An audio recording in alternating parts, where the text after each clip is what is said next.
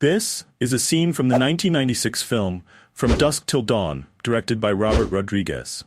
The movie itself is an interesting blend of crime thriller and horror, but what makes this particular moment stand out isn't just the exotic dance or the beautiful Salma Hayek, it's something else. Now that is Quentin Tarantino, the film's writer, as he drinks tequila pouring down from her foot. Tarantino didn't just write this scene, he cast himself in it.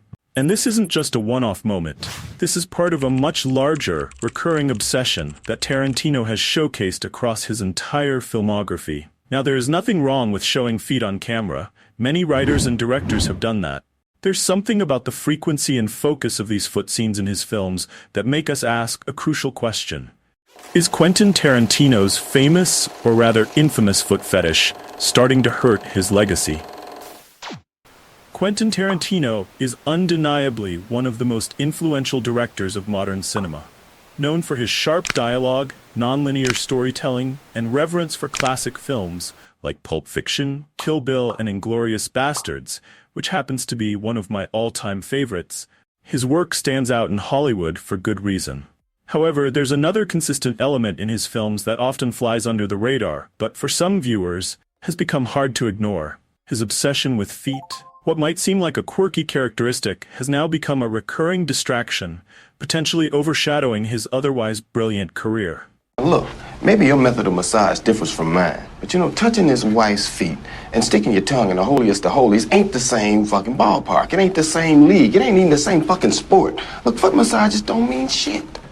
Let's start with one of Tarantino's most iconic films, Pulp Fiction, from 1994. Early in the movie, we see a conversation between Vincent Vega, played by John Travolta, and Jules, played by Samuel Jackson. On the surface, they're discussing something seemingly trivial, the sensuality of a foot massage and whether it's too intimate for a married man to give to a woman. While this witty banter fits seamlessly into Tarantino's sharp, fast-paced dialogue style, it's not hard to see the personal undertones. The entire scene revolves around feet, and for those familiar with Tarantino's work, this feels like more than just playful dialogue. It's a subtle reflection of his own interests creeping into the script. As we move through his filmography, this fixation becomes more pronounced. Take Kill Bill, Volume 1 from 2003. One of the film's most memorable sequences occurs when Uma Thurman's character, the bride, wakes from a coma. Paralyzed, she focuses on regaining control of her body by starting with the smallest possible movement, wiggling her toes. While the scene is significant to the plot,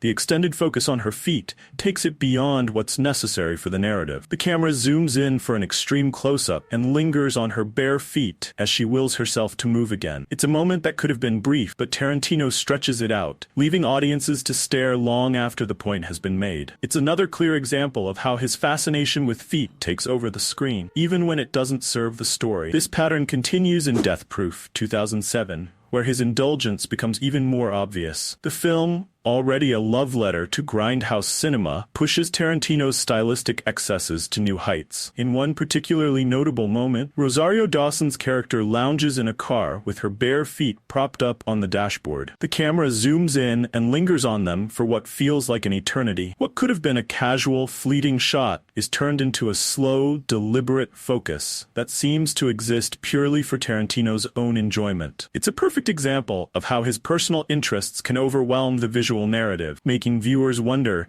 if the scene serves any purpose beyond indulging his foot obsession.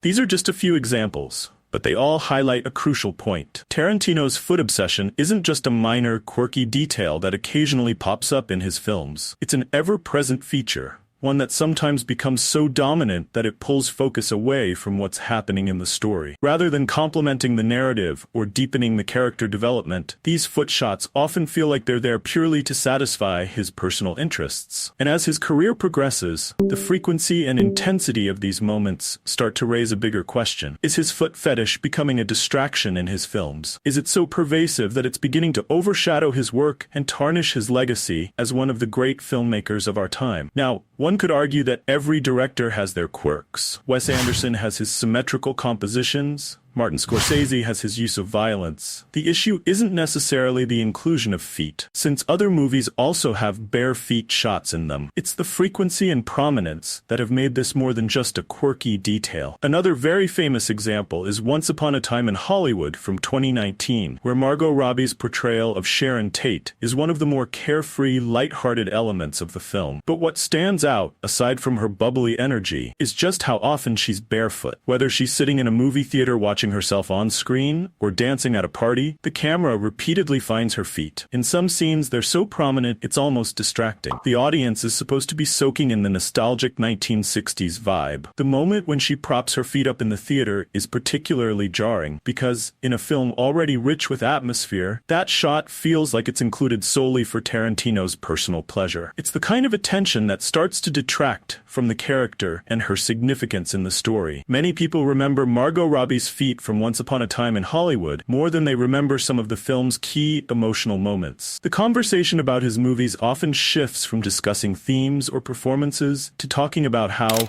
the foot thing showed up again. It has become a running joke that threatens to overshadow Tarantino's actual filmmaking prowess.